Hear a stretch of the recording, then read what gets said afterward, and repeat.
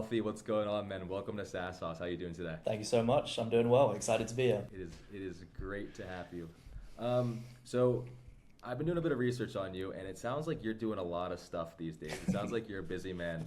So I'd love you to give the listeners just a little overview of like these two or three different projects that you are currently working on, and what each of these companies are doing, and maybe even give us a sense of like how fast they're growing right now. Yeah, 100%. So I'm the co-founder of two SaaS tools right now. The first is called Prosp AI. It's a LinkedIn automation software that we launched in December of last year, which is 2024, depending on when this comes out, I think.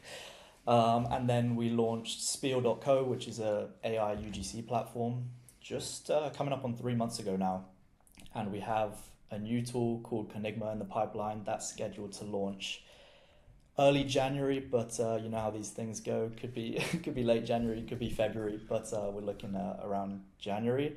In terms of growth, we did $1 million ARR with Prosp around the 8 or 9 month mark, and then with Spiel we did the $1 million ARR mark just a few days ago, so nearly in 3 months. Congratulations. Appreciate it, thank you. Which is awesome to have done it that much quicker. It's super exciting, and time will tell with the new tool, but we have big plans for sure. Sweet, thanks for that. I'd love to know a little bit more about why, first of all, you started Prosp in the first place, and then, I'm always curious when people are doing multiple things, what led you to decide that, because I think me and you are definitely the same. I have two companies that I'm working on right now, and then a few different side projects as well on top of that. So I get this bug, and I feel like, that just needs to come in the world. How do you decide which of your ideas that you want to build, and how did you make that decision after getting Prosp into a place that was already working, that you needed to add another company? Yeah, for sure. We started Prosp originally, I think, really more from external factors than anything. And I think that's the way that a lot of SaaS businesses are coming about right now, is that some big thing happens in the space. So there's a new unlock, which for us was just AI being easy to use and being cheap as well and actually working. And we built Prosp in a pretty crowded space. There's probably 10, 20 quite well-established names in the LinkedIn automation space, and the market isn't enormous. It's quite big, but it isn't enormous. But we're just at a point where automation tools had always worked the same way before then, where it was just purely automated. So it was kind of rigid programming. So if you wanted to send a message to someone and you weren't writing it yourself, it was going to be the exact same message from person to person, obviously with first name and those hard variables that could change. And then suddenly you could have AI go and look at any piece of information about someone and then write any message for them. There was this huge unlock for outreach, really. And it was like, the kind of, at the start of all of these tools, the Clays, like any AI powered outreach tool really just suddenly became very easy. And in the LinkedIn space, there wasn't really any existing tools that had moved in that direction yet. And that was the main reason we began. And LinkedIn is just such a great platform to grow your business on. And it suddenly just got 10 times easier to be really effective on it. So that was, I think, more than anything what caused us to get into it. I was running an agency beforehand, so I was doing LinkedIn outreach a lot. And then I met someone who actually had the idea, the founder, the guy that built the whole thing. And I just knew the space very well. And it's like, actually, funny enough, I was scheduled to be the first user of the platform. I didn't realize this at the time because, obviously in the sales process, I was told that there was tons and tons of users before me, and which turned out not to be the case. But I met what is now my current partner, and we went on it together because I just said, this is going to be absolutely enormous. It just does everything that I'd been trying to do before with 10 different tools in one. So that was why we pursued that avenue. And really, it was the same story with Spiel. So we launched that, like I said, 3-ish months ago. And I'm not aware of any really technological advancement that's happened quicker than AI video in the last year. Obviously, AI as a whole is the fastest growing thing, the most rapidly evolving technology. But video specifically, and you always see these Will Smith eating spaghetti in 2024 videos compared to Will Smith eating spaghetti in 2025 AI videos. And it's just, it's as funny as it is, it's just night and day. And then it's like, what's it going to look like in a year? And it's terrifying. And, old people have no chance. But it was one of those times where we were just like, this technology becoming available suddenly allowed the entire business to grow. Essentially, the platform lets you create AI video content for ads, and that's a very challenging process before AI, where you would organize creators, pay creators, a lot of back and forth, editing, revisions, all of this stuff. It's expensive and it's a massive ball ache. And then you could type in a few words and suddenly press a button and you have this video that's like, even I am watching these videos all the time, and it's like, it's so hard to tell now.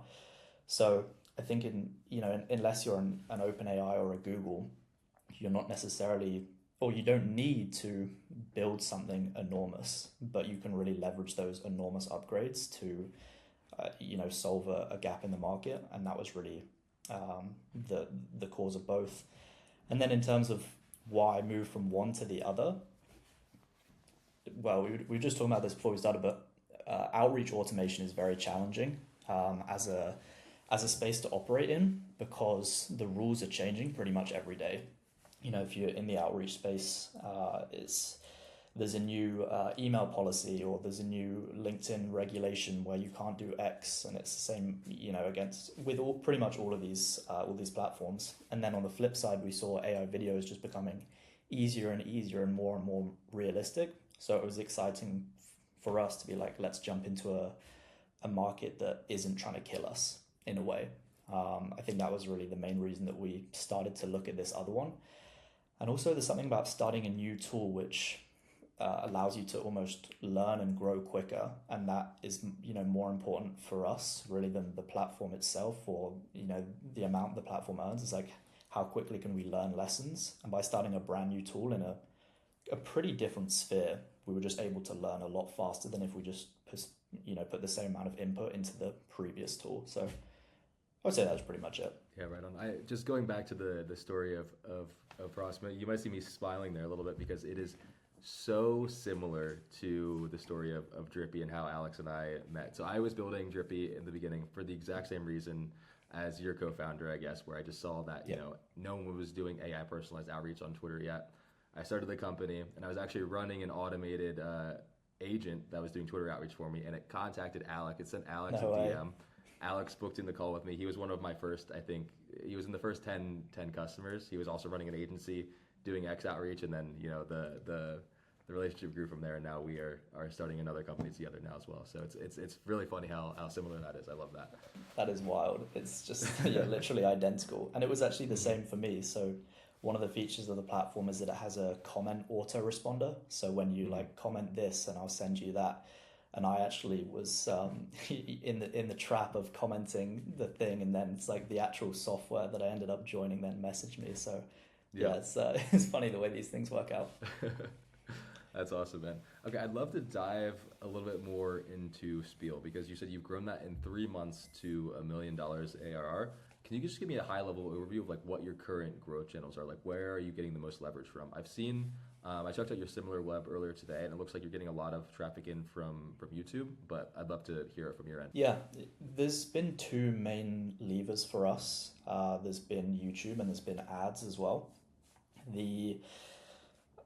I think probably they're quite similar in terms of the input they've had, I would say. There's not one that's really dominated the other. We didn't exactly know what was going to be the biggest lever when we started. We kind of looked around at some other players in the space, and there's plenty. And they sort of did quite a mixture of things. There's a French tool that almost exclusively did ads, and then they built up a certain amount of capital, and then they started marketing through influencers, so they had the kind of organic in that way. And then there was another company, and they seemed to mostly do Twitter, just tons and tons of content on Twitter and on LinkedIn as well. And we just sort of set up a bunch of different things. We never ran any paid ads for Prosp, so it was our first time actually doing that. And yeah, we set those up. We did also do a lot of short form Instagram videos as well. We haven't found that to be a huge needle mover in terms of revenue. It's pretty good for awareness and top of funnel stuff, but the YouTube video was just a completely different for us. There was a point where I think it was something like in the first month we were just about to get to 10k MRR or something, and so it's has really kind of gone like that. And it was just that I posted this YouTube video on a brand new channel. So I posted the first video and it just bombed. It got 400 views or something in what is like a very viral space, and I just thought, okay, this is hopeless. And then I did another video, and I'm pretty sure it was the second or third video on the channel. The channel at this point had, I want to say, less than 200 subscribers, and posted that video whenever it was, and it now has 120, 130,000 views. And it's just like, we just literally saw our MRR, on Stripe just really go like that from the video. We're like, okay, this is obviously, something's happened. We were profitable from ads, right from the beginning, and we've just been steadily scaling the budget for that, which has been fantastic. But yeah, that was crazy to see that spike on YouTube. And honestly, there hasn't been a huge amount more than that. It's really just been those two platforms, those two channels. Okay, awesome. Then that's kind of what I was thinking, and I'd love to just dive as deep as possible into both of those two strategies as we can. Alex is our resident YouTube expert, and I know he has a ton of questions. He's foaming at the mouth to ask you questions about how you. Resident YouTube expert is crazy, dude. No, I was just looking up, because obviously before this we did our research, and I was going through like some of your YouTube channels, and so I kind of wanted to start off, see if we could start off with like what the channel structure is, right? Because from what I understand, it's like you obviously are talking Spiel specifically. You have like the Spiel, like the company channel, and then do you have like two personal channels? The one that there's one I think I saw yesterday that's like Alfie AI, something like that. Yeah. And then you have the other one that's like the yellow background, right? Yeah, the first one probably has about 10 subscribers. I think I made that one when I was maybe 16. And it's just a random account. There's nothing on that one. We do have a company page, company YouTube channel, I should say, and my own personal channel, which is called, I think it's alfiecarter.ai is the YouTube channel, kind of my personal one for Spiel. Yeah. I think, we'll kind of go into the strategy, but the personal page in that space seemed to just be a much better bet when we were looking around and we were looking at people that seemed to be crushing it, that, own similar tools, or they have maybe an info product in the space, and they're just getting tons and tons of views on YouTube, and we're like, it's always coming from the personal channel. So we set that one up, and that was the one that's really taken off. But I think both can work. Brother, and I'm just looking at your channel right now. The first video you did was 2 months ago. Every other video is like, the oldest one is a month old, and you have multiple videos here that did over 100,000 views. And so that's crazy. Just for like anyone that is listening that isn't doing YouTube, like just the amount of volume. Let's see, 4, 8, 10 videos in the last month, and the two biggest ones have over 100,000 views. That's like absolutely insane, especially in a new channel. So I don't know if we could go into like what the process looks like in terms of like, okay, this is how we find ideas, and then we take the idea, like, are you scripting them? Are you working with an agency? Like, how did that whole process come about? Has it changed in the last month? This episode is brought to you by Flywheel. So we grew our first SaaS company, deeeeep.ai, to over $1 million in revenue relatively quickly, but we had one big problem. It was an insanely high monthly churn. Users were leaving left and right, and we had no idea they were unhappy until it was too late. And so that's why we built Flywheel. Flywheel predicts who's going to churn before obvious signs, and then it reaches out automatically via Slack, SMS, email, or wherever your users might be. And so if you're a B2B SaaS founder that's struggling with churn, make sure to check out flywheel.cx. For a limited time, we're running free 60-day pilots, so if you're interested, make sure to book your demo by going to flywheel.cx. Let's get back into the episode. For sure. Yeah, we did not expect that to happen, honestly. Those videos that just went absolutely crazy. I'll try and reverse engineer exactly what happened that kind of led up to that happening, and how it's evolved slightly throughout the period. The content strategy for YouTube has been mostly the same as our content strategy has always been. And step number one is just go and find a bunch of other people that are already doing it and already seem to be crushing it. It's always difficult for you to figure out, are they actually converting this traffic? But when we can go and find a channel that we know is the founder of a similar enough platform, and he's got a video that has 500,000 views, and the channel has 40,000 subscribers or something, then it's like, okay, that's obviously, people are interested in that. And I'll actually talk about what the strategy of that looks like and some kind of numbers that we use to determine the ideas. But it's just, when getting into a space like, okay, we're going to find 20 different creators that are making content that could work for our audience, and we're going to just feel out, what does their funnel actually look like? Is it relevant enough for us to infer that it could potentially work for our tool? And then it's just like take the best of all of their videos. And there's pretty simple kind of outlier formulas. I don't know how kind of granular you want to go necessarily, but we just... Granular as we can, dude. Okay. Well, in that case, it's just like, okay, there's a few key things that we look at when we're going to make a video, or when we're thinking about, okay, I want to make a YouTube video. And it's worth saying at this point that people have this expectation that organic content is one of these slow burners that you build and build and build over time, and you just have to keep doing it every single day and show up and keep posting, and then 2 decades down the line you kind of have this personal brand and you're an influencer, or whatever it is that you kind of want to be. But I really don't think that's the case, and I also don't think that you can necessarily afford to do that. Things move very quickly, and it's like, oh, it's going to take me 2 years to have a video that gets any traction. It's almost not worth setting up in the first place. There's other things that you can do that are going to move the needle a lot quicker, and who's to know what's going to happen in 2 years anyway, right? So things kind of need to happen now.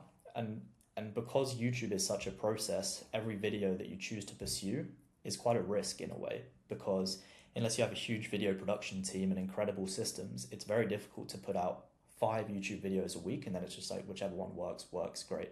So it's very mathematical for us, and that's not something that people typically do.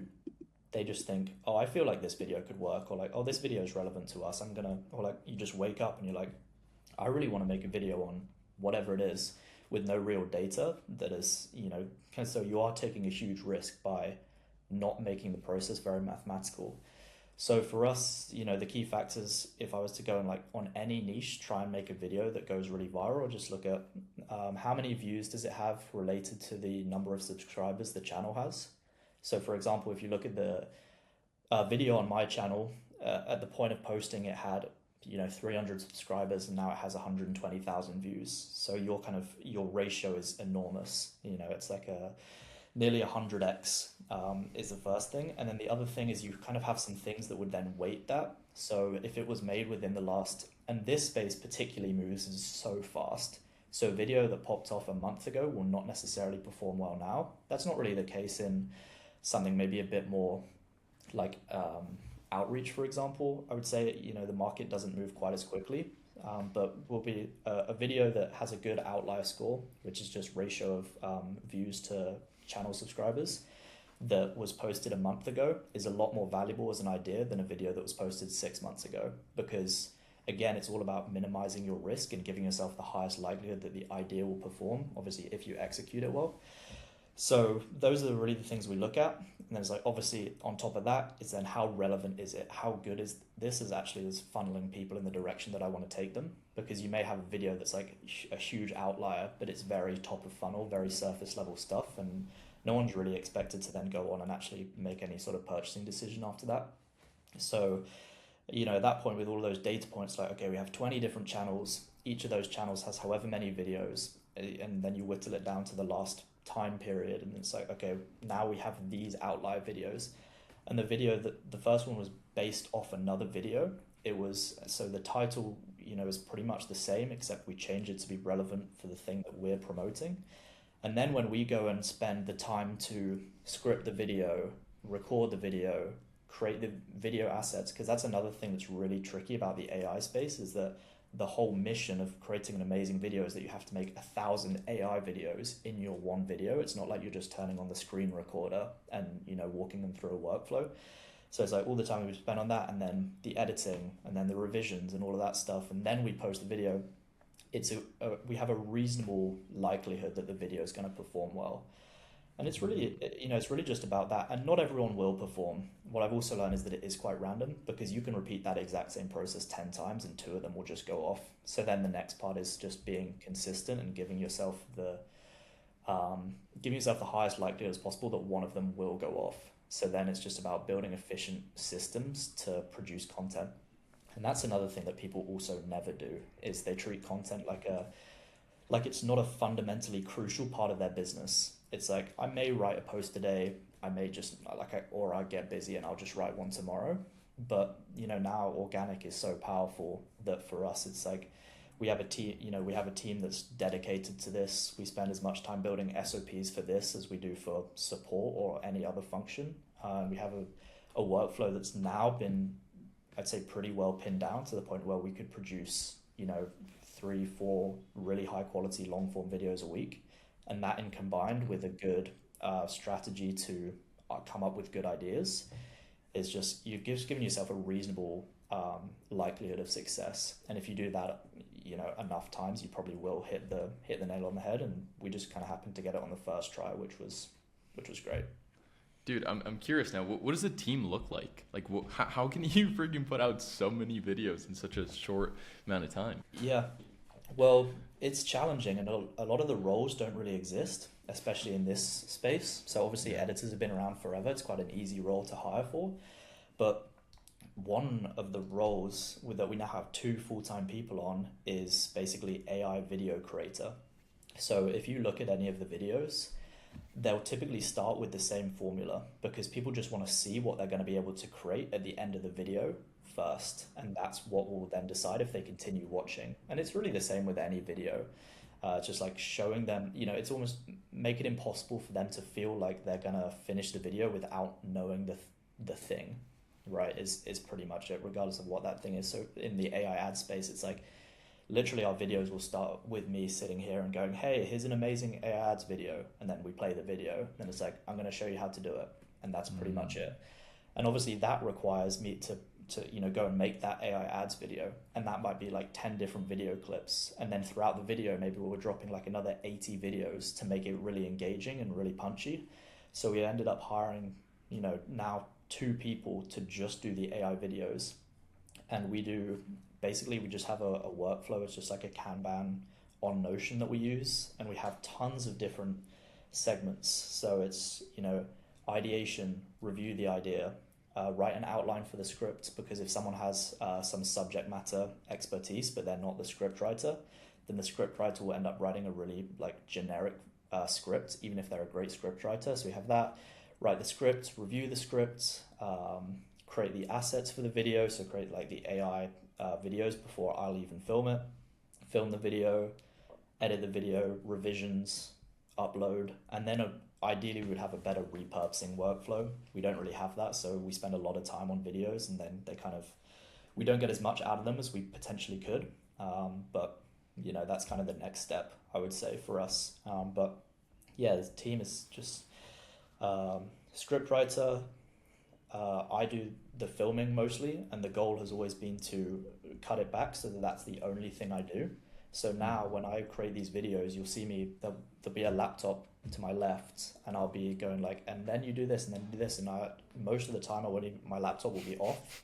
I won't actually have the laptop on, because just typing on the keyboard, moving the mouse, because it's like that part even is especially with AI video. It's like you make one and then it doesn't look good, or you make one and it takes 2 minutes to render. So the filming process then gets really, really slow. It's much easier with just a normal talking head video to actually be showing the thing you're talking about. But even that part is now done before I ever even jump on things. So everything's just divided. We have SOPs so that in theory anyone can do any of the roles, even to the point now where if you want to create a specific type of AI video, so if it's a transition video, then there's an SOP for this. Or if it's a, whatever it is, it's a like match cut AI video, then we have an SOP for that. And that gives it the scalability and makes it not reliant on just a really skilled person to do it. That's pretty much what it looks like. Dude, that's crazy. And how did that, like, I guess, how's that changed? Because I'm assuming you didn't start off, or like, was it like this when you first started Prosp? Or like, how'd you get so good so quickly, dude? Yeah, it did not start like this. Definitely not. It was, I guess, it really depends on the structure of the team, but for me, I think it's important to at least have an understanding of how the entire process works end to end. If that's you doing the entire thing, even if it's just once, to understand the concept, because it would be so difficult for me to build out these SOPs if I hadn't done it myself. So then you're in a world where even if you do bring someone in to take care of some specific part of the video, they're inevitably going to do something wrong or that isn't aligned with your vision for the video. And then you end up spending just as much time going like, oh no, actually don't do this at this point, do this at this point. And then, the hiring process is sort of pointless. So yeah, and that is how it started for me, was I was just doing everything from start to finish. It's like, okay, this looks like a great idea. I'm going to write the script, and all of that stuff takes such a long time. And Yeah. I think that's one reason why YouTube is converts so well, is just because it's there's no real way to almost do like a sloppy YouTube video. It's like you can't just press a button and have an amazing video, and there's all these tools that kind of claim it's super straightforward, whatever it is, but the reality is you do have to put in a lot of work, and as a result of that, in a market that's very crowded, people see that, and then a lot of trust is built off the back of that, of you actually delivering a ton of value. So for us, it's been like, we want to make it as efficient as possible, but at the same time, we know that a degree of effort is needed in order to make the video really good. And it's why, even I still film the videos, because it's having the same face show up every time, especially in our space where it's very conceptual, and it's like AI video is very futuristic. It's just like having a human guy just sit down and actually talk about it is really helpful as well. So Yeah. it's like, take what is frankly a very difficult process and just make it as efficient as possible whilst maintaining the quality that you would have if you were to do the whole thing yourself. I love it. And last question on the YouTube stuff before Jane jumps back in. How do you think about like CTAing or like throwing in calls to action in the video? Like, are you more so, because like there's a bunch of people that'll say that like, hey, okay, you need to look at your drop off or your like retention graph, and you need to throw CTAs before that happens. Yeah. There's also people that are like, okay, no, just write or like record one video that's like a VSL type video. It's typically like the full course, like 15-hour long video, and people just send people over to those. Like, how do you think about CTAs? Have you ever ran that strategy where it's like you create that one course video and then just send people there? Like, how do you think about that? Yeah, not that much originally, to be honest. I would say it's one of those things where I just, the strategy originally was like, just do what other people do. So I would do the kind of typical thing where at the end of the video, I'd be like, hey, if you guys enjoyed the video today, then... And typically we're pushing people towards a free trial or straight to the software. We never did anything in the middle. It was always just like, if you guys want to start for free, and that's the good thing about having a free trial as well, is that it is a very low friction, hey, go try it out. Or you can even say, for us, when it's a walkthrough video, it's very logical when you, after the hook of the video, to say, I'm using this tool because it does X, Y, Z. I'll put a link in the description and you guys can follow along. And then there's a reason for them to actually go and like start using the tool, because then it's like you're kind of doing things, and that's also really good for the retention as well. Yeah. And that's one thing that we try and think about is, if you can't watch the video, follow along and do it yourself, and it's a tutorial, which if you're making SaaS related content, it's almost always going to be, then the video is going to be shit, because it's just like, it needs to be so just tangible and actionable. If it's theoretical or conceptual, people are like, I'm actually not learning anything. Like I'm 2 minutes into the video and it's like, this is kind of, I'm not actually doing anything to engage with the video. With that being said, maybe a little nugget is that I was told to never put a call to action at the end of the video, because it kills your attention. So as soon as people, towards the end of the video, as soon as people know that it's like call to action time, you're basically telling them, hey, the video is going to end in 20 seconds. When you start going, hey, if you enjoyed the video, it's like, okay, on to the next video, right? And you do it subconsciously when you just watch videos. You're like, anytime you do get to the CTA, you're just like, all right, I'm off. So in an ideal world, and they call it I think it's like a mid-video call to action or something. So you just drop something in the middle and kind of in the way that I just described, and then you just end the video. So you're like, and then I do this, done. So we kind of started doing that, but at the same time, I've seen videos perform really well with both. So I think it's more just like create an insanely valuable video that's based on a winning idea is really the play. And it's like the smaller stuff I wouldn't worry about so much. One thing I'm curious about is, Thank you. is how transparent are you about it being your company in these videos? Because it's coming from a personal YouTube channel. I mean, I'm talking about Yep. on the personal side of things. Are you saying that, hey, like this is the tool that I'm using, also I'm the founder of this company? Or are you just saying, hey, this is a tool that I happen to be using, it's really good, you guys should check it out? Yeah, that's a good question. For this most recent one, we never explicitly say that it's my tool. And actually there was quite a funny comment, I think yesterday or 2 days ago. It was a comparison video that I did between Spiel and a couple of other big players in the space, and we were sort of like, we'll capture some of their traffic, and obviously because it's a personal account, it'll be quite authentic. And we were actually debating putting it in right at the start, and I just thought, no one's gonna. So why would you watch which tool is better video if you're watching the guy that made one? And then someone commented, it was like, given it was such a succinct comment. It's like, given that you're the founder, don't you think that would be a reasonable thing to disclaim at the start of the video? And I think I responded, and I was like, yeah, that's fair enough. But typically no. I think it depends on the positioning of the channel, because I do also talk about other tools. I'm not specifically wedded to just only talking about my own platform. Yeah. And I think that's a way that works well, and everyone kind of knows as well. If you go on the website, you see my face in the bottom corner, so it's not really a big secret. But I definitely think that you gain an advantage by it being a personal channel over it being a company channel. People are just always more interested. I think Instantly are one of the only companies that have done really well through the company page, but even they have actually a lot of different creators that make the videos, and they don't even work for Instantly. They're just agency partners, so they even are leveraging the kind of personal side of things to do it. And it's like no one wants to work. It's like no one follows LinkedIn company pages as well. It's just not really how we like to engage. So that would probably be my recommendation, but maybe some disclaimer would be reasonable. Yeah, maybe tuck it away at the end after you've said. Yeah, after they're all thanks for done. watching the video. So don't see it anyway.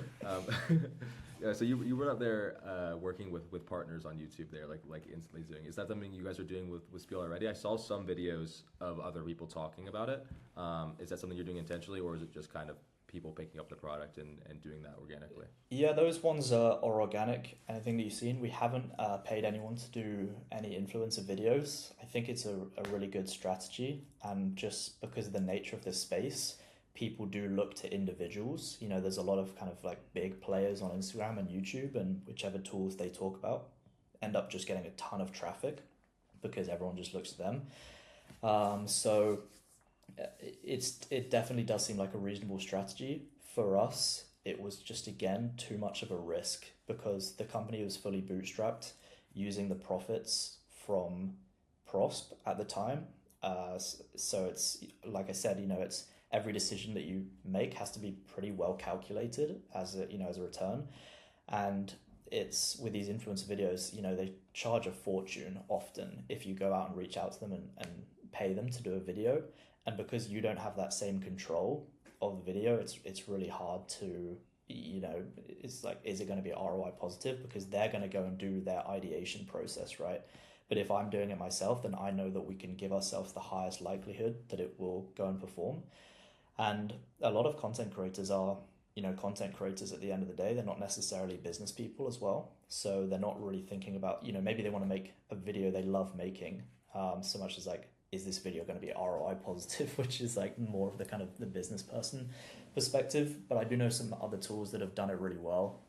And probably as the tool grows, we will start doing it. And what's cool about influencer marketing as well is that you do really capitalize on that everywhere all at once feeling. And there's, some other tools that do it really well. I mean, Clay is a great example where it's like their influencer program is so powerful that it's like everyone is talking about Clay. I mean, they're not obviously not even paying people to do it. You know, they're just like they're that good. But it's hard to replicate that being everywhere all at once if you just do it yourself. Even though it is a hard thing to actually calculate the ROI on, and it's probably not super tangible to begin with, but I guess the dream is to build a product so good that people do just pick it up organically, and then you really have a winner. But yeah, I think it can work. We haven't done it much yet though. Right, for sure. Sweet. So I'd love to switch over to the paid ad side of things then after we've kind of covered your YouTube strategy. Are you doing top of funnel and retargeting on Facebook, or are you primarily doing one or the other, just like using YouTube as top of funnel and then retargeting with Facebook? Yeah, we don't leverage the YouTube too much. I don't know the exact split. We actually have I can't take too much credit for the ads. We have an agency that runs them. They do an amazing job. But no, the two things have been fairly independent. We just set up Google Ads more recently. We don't really have any data on that. It's all been Meta, if people don't have context, and that's been working really, really well. But we set up Google recently because it seems like a very logical thing that people would search for, this sort of thing. And it's like, even if they go see something online and then they search for it. So we set that up recently. And we will probably run YouTube ads as well. Again, it's just like we've seen a lot of conversions, so it doesn't seem like a huge risk to set those ads up. But no, we haven't used the retargeting on YouTube too much. And then I know that it looks like you're using, I love when people are doing this. I think it helps. It's like really, you see a successful companies doing this a lot because I think it's a workflow that helps you build your company fast, is you're using your own tool to build the ads for Facebook. Can you tell me a little bit about that? What are you seeing working with AI UGC ads right now? Yeah, 100%. It's amazing when you can get users for your own tool, using your own tool. I mean, I know that's something that you guys are obviously doing a lot, and it's something that we were able to do with Prosp as well. It's like all the outreach that we're doing that goes and gets users. Every time someone comments and then they get, the auto DM from Prosp and they become a user, it makes the sales process very straightforward, because if they've gotten to the point where they're about to buy from using your tool, if they know it or they don't know it, then it's like at the point where they do know it, then there's like, it's kind of proven to work, which is really cool. In terms of AI UGC ads, I think the mistake that a lot of people make is treating it like an AI ad. So, it's like, I want to make an AI ad. I'll go and jump on and find some tool and spin up a video, and then I'll run it and then wonder why it just didn't perform. The process that we use is actually very similar for YouTube. It's the same process of identifying good ideas from people in the space and adjacent niches as well. So we just look at, how long's the ad been running for? Is it relevant to us? Is the company a similar size? All of that stuff that is just like, okay, it's chances are it's going to perform. And then we'll look at, okay, what does that human ad look like? How can we, as closely as possible, replicate that with AI? And obviously we're going to be able to do it in an afternoon and for 5% of the price. People talk a lot about, do AI ads work? Do they not work? And it's, them being AI or not AI is not really important as long as you use a good tool and they actually look realistic.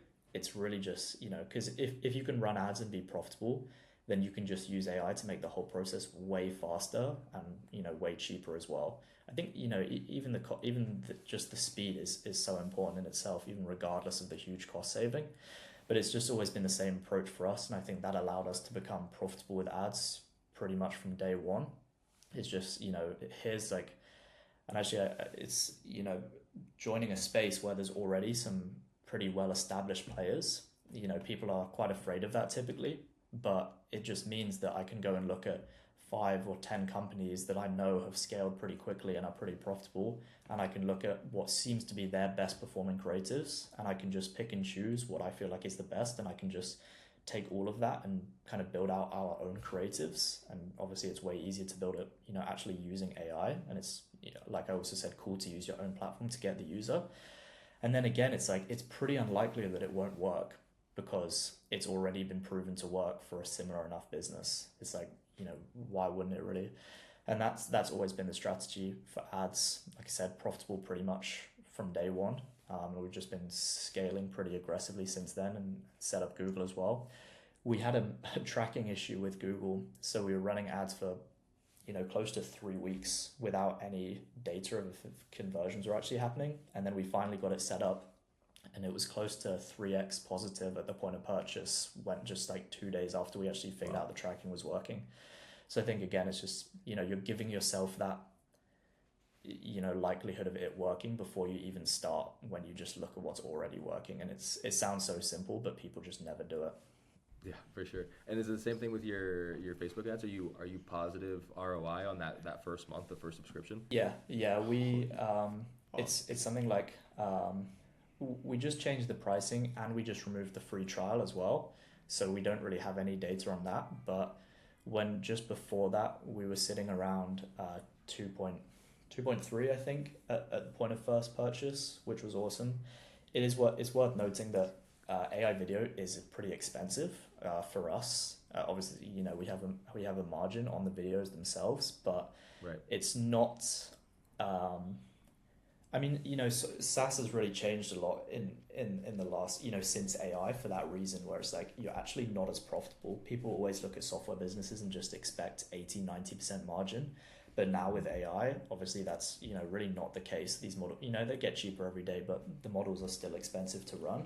So it's not like, that's 99% profit, because then they go and use the tool and, we have whatever margin we have. But yeah, ads have been working great for us, and it is the ultimate social proof. It's like, hey, and people even say to us all the time, they're like, oh, I just saw your ad.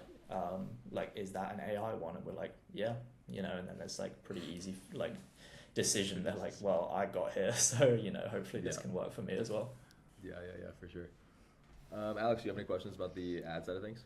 Dude, yeah, because that's crazy. It's like the first company that I hear that isn't doing like a special offer, quote unquote, for SaaS, because typically, or for ads, because typically, like what we've seen, and just with like people that are on the pod, is typically like sending people to a webinar, and then on the webinar you are like selling them essentially they pay a year up front, and then you like break even on them paying for the year.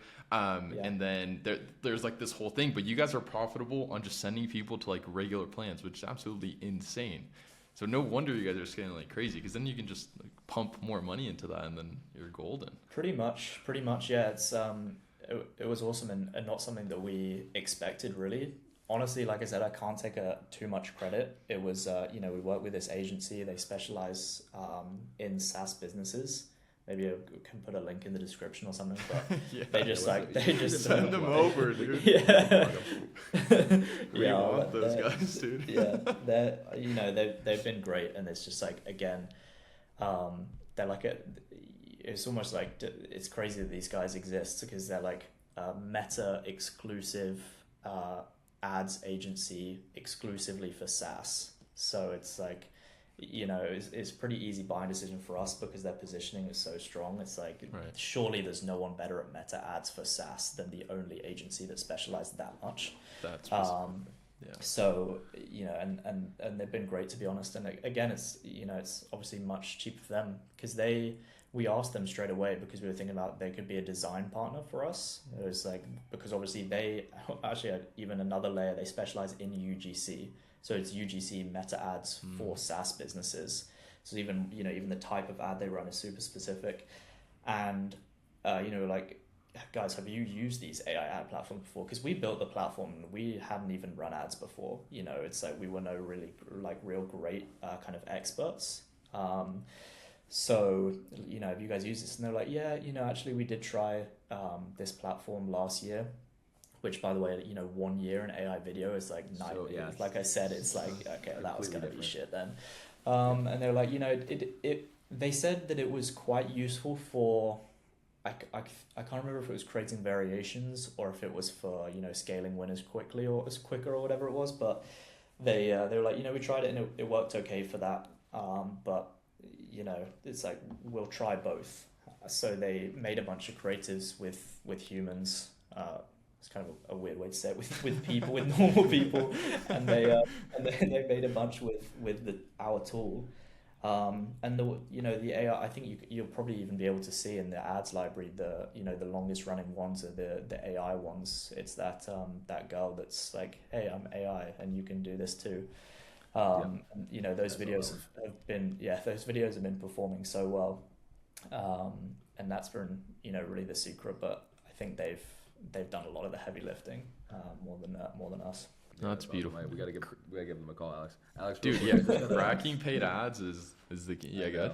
I just got a notification for a flywheel setup call at 5:30. Is that something that you need to attend, or are we good? No, we're good. We're good. I texted him before. You definitely didn't. Okay, so dude, and I don't know if this is still the case, but I remember back in the early days of Prosp, when we first started talking, you guys were doing like 30 or 40K. And I remember talking about like you consistently going viral on LinkedIn via the giveaways. Like and then did you get banned on LinkedIn for like doing all those giveaways or something like that? Did that happen, dude? I think there was a few different factors. The main thing was that they don't like automation founders on LinkedIn, alone, let alone the fact that we were getting, I think at that point on just my account, we were getting somewhere between 100,000 and 300,000 impressions a week. So it was, and again, it was also quite a new account. They just, they didn't love that.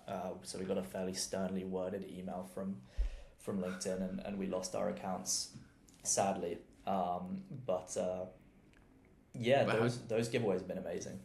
Yeah, how do you like structure those? Were you just kind of doing the same thing? Were these what was like the actual thing you were giving away different every time, or you just like how'd you go about that? I'm assuming it's something similar to like the YouTube strategy, to where you kind of figure out what works and then you systemize and then you just kind of keep repeating. But I'd love to hear from you. Yeah, it's conceptually quite similar. With LinkedIn, it's more difficult to find outliers that you can replicate and will definitely work, just because content is so short term on LinkedIn. After a day or two, it's kind of gone, and because it's a sort of short form platform, the same as Instagram, but even more so because it's just text, it's so easy to respond to things very quickly. So if there's a big update or something moves in the market, for example with AI video, there's going to be a post on LinkedIn about Twitter's actually is always the first one, but because it's so easy to just go and write something.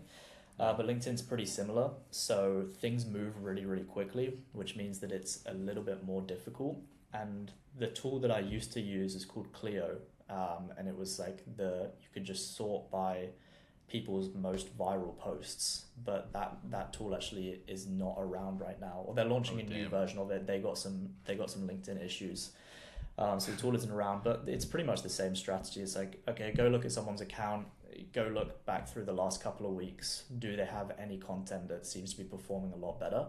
And what we did is, maybe try and show something, is we just took all of these posts that were like outlier posts and we just made templates of all of them.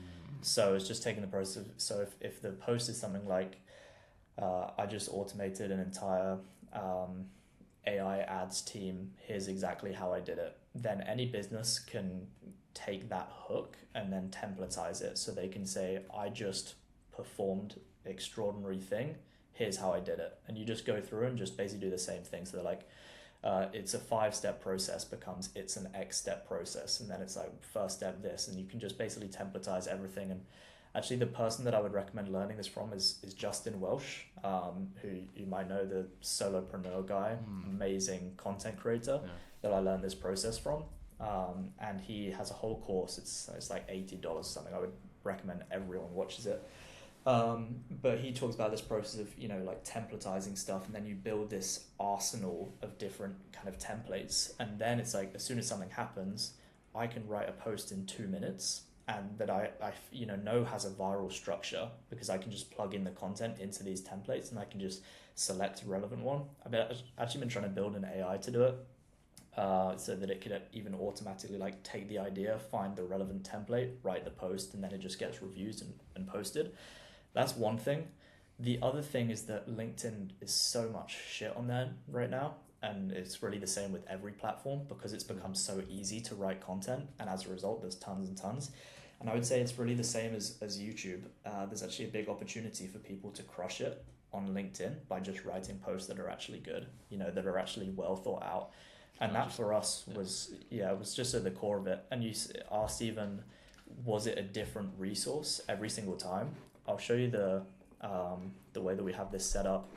This is just the new one, so there's actually not a huge, can I share here? Yeah, there's not a huge amount. I think so, yeah. You should be able to, yeah. So you guys are still running this, but for Spiel now? On like different accounts? We do. We have a ton of accounts, on on Spiel as well. Here we go. You can see this. So these are like the lead magnets, and we have basically resources, which are like these individual things that go into a full lead magnet, and then the lead magnets itself, and this is the thing that we'll actually go and send. And each one of these is pretty much new from, it's pretty much new from scratch. So it's like each of these guides is like being created, or each of these is a resource. And then what we do is we're like, okay, I'm going to create a new thing. And then I can just go and like copy this into there, copy this into there, copy this into there, and that becomes the resource. So we do have some repurposing of content, but for every new lead magnet for pretty much the entire year, we'd create a brand new piece basically. And it was just like, it's a lot of effort, it's a lot of hard work, and as a result you can just create content that performs 10-20 times better than everyone else's, where they're just pushing you to the same, if it's like a VSL or if it's an email capture that then takes them to the same resource. Because think about it, if the goal is to get someone to comment to get some free value to then push them wherever you want to push them, if they comment on your post twice and they get the same thing, there's almost no chance that they're going to go and comment again, right? No.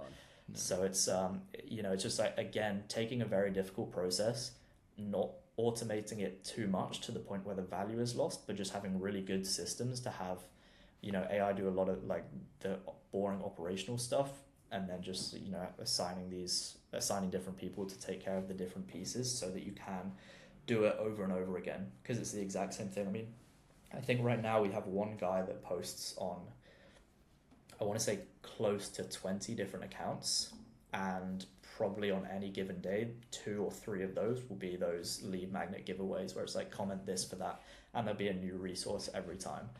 And that is just, that's what causes people to comment, and they're like, this is ridiculously good, because just people just aren't willing to do that. And again, they don't treat content like it's a fundamental part of their business, when in reality, for a huge number of SaaS businesses, unless you're like selling enterprise, content really should be the biggest thing that you should spend almost all of your energy on. So yeah, pretty much the same playbook, just like slightly different inputs. Dude, I love it. And I feel like that's been a recurring theme in today's episode. It's kind of just do a ton of volume, but make sure your quality, like the quality of your volume, is way better than everyone's just like regular stuff. And that seems to be the key here. I love it, man. Yeah, I think the other thing, the recurring thing I'm seeing is like, just do what's already working. It seems like, you find you in across all aspects of kind of what you're doing, whether it's like the businesses that you're starting. It seems like you've started 3 businesses, all of them, or you're started 2 already, starting a 3rd one. All of them are in competitive, proven spaces. It seems like your ad strategy, seems like your video strategy is find what's working, put your own spin on it, figure out how you can improve it, and ship that. So I love that. Yeah, 100%. It's just, you're really minimizing your risk when you do that, and it's the same thing. People have this, like you say, it really does even come back to starting the business, especially when it's your first thing. People, it's kids, they're like, I'm going to start this business, and then someone says, oh, it's been done. Or it's like, I'm going to start this app, and it's like, oh, sorry, it's been done. It's like, great, it just proves that, if it's been done and they're successful, then it's exactly, they've done pretty much all the hard work for you. So you can just go and just do something better than them, and, create better content, just leverage, like you say, what's working, own spin, and do it well. Beautiful. Alex, if you don't have any more questions, I think that's a perfect place to wrap things up. Dude, I have one last question. Right. One last question to get us into the Conigma world. So I guess with all this being said, like what's the plan? Okay, so you guys are launching January Conigma. Like what's the go-to-market strategy for, say, January or Q1 of 2026? Like what's the plan? For sure. I'm just working. I've been working on this pretty much all day for the last couple of weeks. We're going to be doing the best of everything that we've done in the last 2 businesses. So we're going to be doing a lot of video. We're going to be setting up ads. We don't feel the ads are going to be as big as the organic for this one. To give some context, Conigma is pretty much an end-to-end go-to-market tool. It's kind of like from the point of list building all the way to your CRM and your tracking, because right now everyone has to actually be good, and any expert will tell you they've managed 25 different tools. It's like, and when you try and use a multi-channel one, it's like they kind of suck. So you end up either using a bunch of different tools and just having to do them manually and they don't really communicate, or you get someone in that's an expert at linking things together with an NAN or a make.com or whatever it might be. And then you end up with these like really breakable workflows that are supposed to be AI workflows, but actually are pretty rigidly automated. And as soon as something breaks, everything breaks. So the goal is essentially to build something that solves that problem. And the audience is actually more like Prosp, the first business. And we always did that one organically. So we will throw the ads in, but I think that'll be, and obviously everything will communicate together. But again, it's a space where it's so faceless, and in the world where every founder's dream now is to have AI do everything. That's just been, it's like this shift. It's like, how can I automate this? How can I automate that?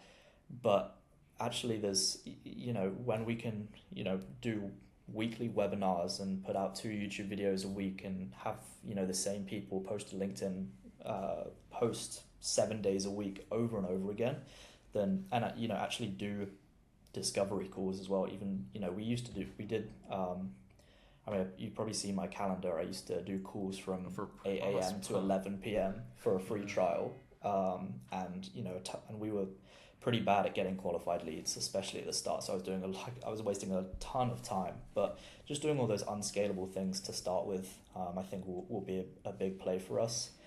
And we didn't see it's worth saying the YouTube videos for Prosp didn't kind of generate a ton of new traffic. They did a little bit, but they're so useful for building trust. Someone sees something on LinkedIn and then they go and watch the YouTube video, and then by the end they get really bought in. It's like they're having a conversation with you for 10-15 minutes. So I think it's the go-to-market is just really do a little bit of everything. I think some big lessons that we have learned is really trying to get cast even maybe a slightly less wide net. That's always been our marketing up until this point. It's just like go really viral, and it's just like then just people get on the platform, and you obviously end up with a lot of churn, and support is really difficult as well, because you just end up like spending so much time on people that are never really going to pay a whole amount. So actually the content strategy probably will rely a little bit less on virality this time, is something that will be different, and as we kind of look slightly further up the food chain. But yeah, I think everything that we've been doing, and just the other great thing about what we've done now is that we found this agency, we found another agency. We were able to build this YouTube video system, like I said, where we can make 3-4 long form videos a week. There was no world where we could have done that just at the point of doing Prosp. The YouTube videos were so hard to make, so unscalable. So we can really take all of those learnings and hopefully do everything a lot quicker and a lot better. But yeah, no real secret. But I'm pretty excited for it. I love it, man. Super excited to see how quickly that one grows too.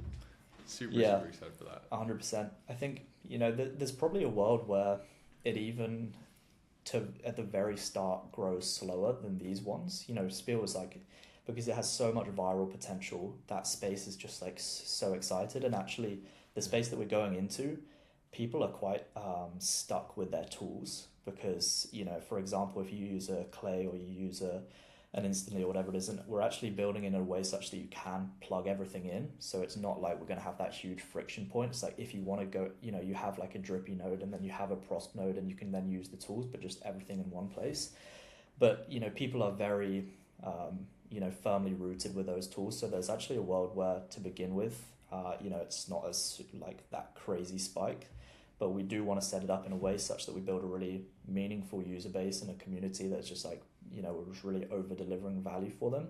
And it's like, it's quite, we're going to be taking a lot from Clay really for this. It's like build the community, make it such that people can't, stop themselves from talking about your platform. And then over the long run, we'll build a much more meaningful user base. But yeah, super excited. Awesome. I mean, I think that you answered one of my questions I was going to ask, which was, do you think you'll be able to get to $1 million ARR faster than the last time? It sounds like maybe not there. That brings me to another question: is why build another company if you think it's going to grow? I think I know the answer to this maybe, but why build another company if you think it's going to grow slower than the current one that you're already running? Yeah, I think there's probably a few things. The platform right now we're very much at the mercy of bigger tools, and I think that is the nature of a lot of these businesses. But if you look at an AI ads platform, if Google drop a model, if OpenAI drop a model, a lot of your business is really reliant on those models. So that's kind of one thing, even though it has grown really, really quickly. And the other thing is that I do know that the biggest player in the space, in the AI ad space, they do. I just watched a podcast with the founder, and I think they just hit 10 million ARR after a little while. I think they got to 1 million slower than we did. So it's like we are almost, giving away there's a big opportunity there. But I think it's, now that we've built a team and we've built the systems, they're pretty universal. We can pursue pretty much any model, and we just see that this model is something that is not quite so reliant on, external factors. And because we're building it in a way such that people can plug in their own things, it's less reliant on that. And it's like, Clay just got valued at, what was it, 3.2 billion or something. I think they went from, it's something ridiculous. It's like 6 years to get to like 1 million ARR, and then in the 2 years after they got to like some ridiculous 100. valuation. Yeah, just like an absolute joke. So it's like we just see that the new platform has a ton of legs over the long run, and that's the way we want to build. Sweet, that is exactly what I was expecting you to say, pretty much. But I love it. That's awesome. Sweet. All right. It's been awesome to have you here, man. We really appreciate your time. Is there anything you want to plug? Where can people find out more about you and your companies? We'll drop a link to a new community we're starting, which is a go-to-market community that I think everyone can get involved in, and we're just going to share pretty much everything that we learn. We want to really build in public. So I'll drop a link. Well, I guess hopefully you guys can drop a link. And I'll send some socials. I'm still alive on Twitter, which is nice, so I'll drop that as well. Sweet. Still alive and still calling it Twitter. I love it. For sure. Awesome. Thank you guys so much. Sweet. Thanks, man. Thanks, bro.